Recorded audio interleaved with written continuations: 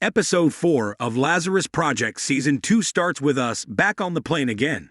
The group somehow make it without dying, crash landing on the runway in one piece. The Dane is dead though, and in the back, Becky comes tumbling out the toilet. It turns out they're not in 2023 but actually 2018. This is the multiple reset year, and they restarted it 16 times as we know. It turns out the computer in the plane has malfunctioned, and that's why they've been dropped off here by mistake. Samson needs to break into the Lazarus Project to run some simulations and try to get them back on course again. But how does this Becky being in the wrong time period play into this? Archie takes Samson into Lazarus HQ and leads him at a laptop. She doesn't want him to talk to anyone, while Archie heads off to check something. Specifically, she goes into Wes' office and finds details surrounding Operation Midnight on the computer. Next, she heads down to the basement and bumps into Ross there. It's an awkward confrontation, to say the least, but Archie manages to play her part well without arousing suspicion. Dr. Samson snatches up the laptop when Archie returns, and the pair scarper away. The former spooked by something he's seen. As for Rebrov, he shows up at the hospital where he finds baby Becky and Janet. He doesn't interfere though, but does watch from afar. As for the others, they all hang out at the safe house, where Samson admits he's found some code he doesn't recognize. While the others get settled in, Archie feeds back to George what she's found regarding Operation Midnight. That night, George and Sarah talk. The latter is not open to the idea of fate and believes that there's more going on here. As for George, he's dead set on their relationship being destiny. Strangely, George ends up running into Sarah in the shop while she's out shopping. He asks for her advice with an assembly he's teaching, and she, in a cruel sense of irony, points out that it should be about road safety. The universe certainly has a sick sense of humor, it seems. When George feeds this back to our Sarah, they talk about what this meeting may have meant, tinged with both seriousness and a bit of banter too. In Belarus, Archie shows up at an apartment and spies herself and Ross in the apartment across the way. This time though, our Archie shows up to see Ross at the restaurant after their night together. She outright asks about Operation Midnight and claims that Wes told her everything. Ross does admit that his plan was to destroy the lab and kill Dr. Gray. This true time travel that Dr. Gray had created is huge and could change everything. Ross is convinced they'd done the right thing, given Gray could have caused absolute chaos, and the Lazarus Project would be powerless to stop it. Wes doesn't want anything getting out and for it to stay under wraps. Ross has leverage over Wes, which now puts the whole explosion into perspective. It would seem that Wes set this up to kill Ross and keep her secret. While this is going on, Dr. Samson tries to save the future.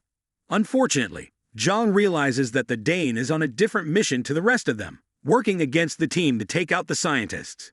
As for Sarah, she shows up at the party right after her past self leaves, following seeing Michael with that other girl. She approaches George and decides to find his soul mate, who happens to be another Sarah. Sarah probes George over a question regarding happiness and contentment. The answer is good, but what happens next is anything but. George receives a call from Lawrence, which actually happens to be our George from the future. He knocks out his past self, takes the clothes and heads back to the party. Of course, he's unaware of this Sarah being our Sarah. Honestly, just writing this recap is a headache. The two sit together and talk about the future, until they realize they're both the future selves and not their past selves. Old George stumbles up after being knocked out and finds old Sarah sitting at the bus stop together.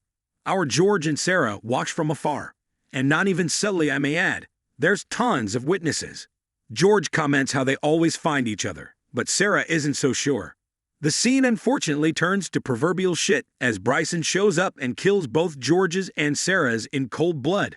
Becky shows up too, and with a gun to Bryson's back, learns that he's inexplicably linked to George. He goes where George goes. Becky doesn't shoot Bryson though, but instead tells him that he needs to work with them rather than against them. Meanwhile, the surviving members of the team join together and learn about the Dane and the plot to kill all the scientists.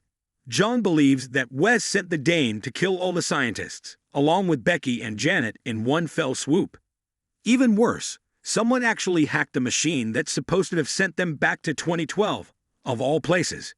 Killed the idea before it becomes an idea. Samson warns that they're going to 2012 whether they like it or not, even if the machine is fixed. Redruv refuses to wait the 5 weeks for the loot to reset, and instead pulls the trigger, killing everyone in the room, and then himself. They wake back up on the plane, and Samson gets to work fixing the machine. It does the trick too. They make it back to 2012, and this time, the Dane survives. Redruv holds him up at gunpoint, and when he reveals that he's going to kill Janet, Becky is the one who pulls the trigger.